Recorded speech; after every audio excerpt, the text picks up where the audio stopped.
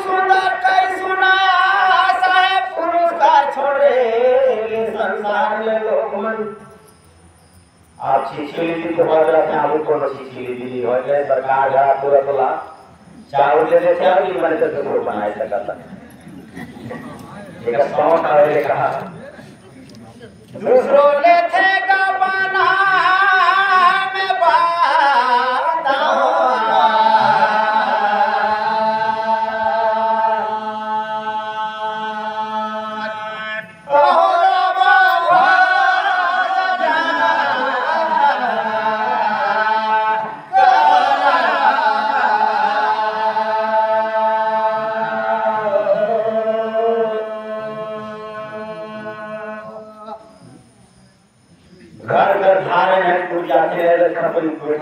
में जाते हैं पंडित को रही सबर किए जाते कम आयो काया रे हंस सर्टिफिकेट जाते नहीं तेरी सब पे अपन नारी रहे चाहे अपन बेटी रहे चाहे अपन आदमी रहे रोज ये लोग जैसे सुंदर लगते लेकिन फिर भी आदमी ले दिलाई भरलाव नंबर डर भागी है ना चाहे छोड़ पर जाते हो शरीर में जाइए डाले काम में कोई पानी नहीं भरता तब विचार है कि कहा पूरी माफी चार सब जनक कि भैया ए हाथ का निकले रहे हिचकाया छुई पारी जाल गांव में दो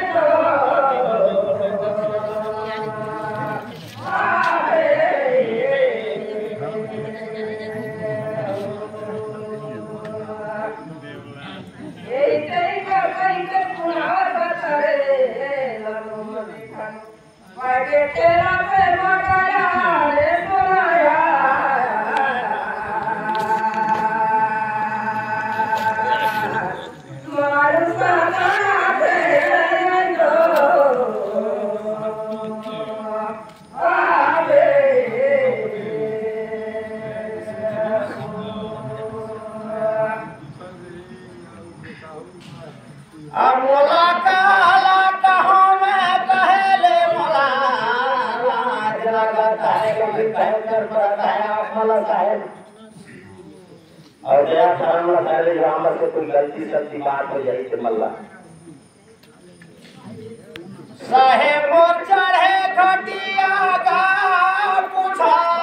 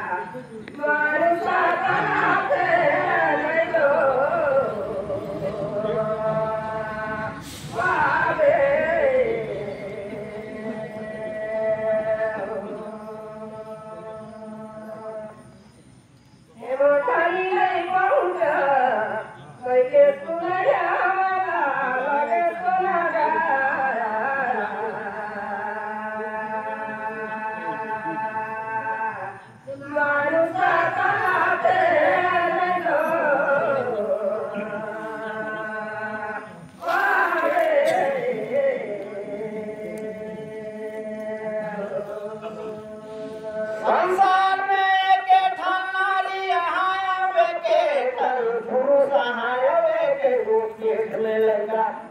बेटा जन्मे आवे के दो पेट में बेटी इला जाना तहन सब कोई गाल की मैं बताऊं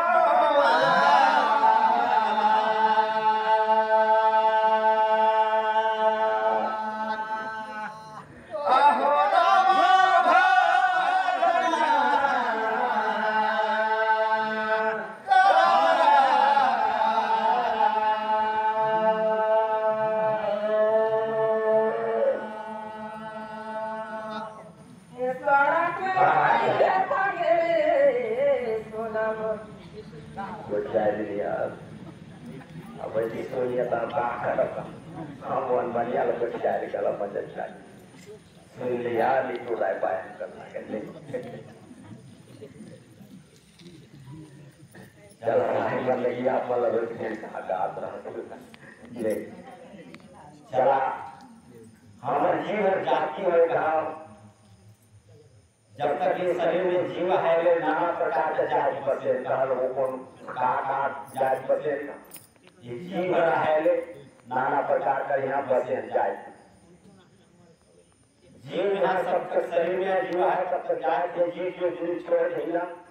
वो दिन केवल मोटा हो जाए सब कोई ये संसार में सब कोई मृत्यु आना है और जब तक जीव है तब तक मैं ब्राह्मण हूँ मैं क्षत्रिय हूँ मैं वैश्य हूँ मैं शूद्र हूँ सब कोई कहे बल लगा मैं जनेऊ पहन हूँ तो मैं ज्यादा भगत हूँ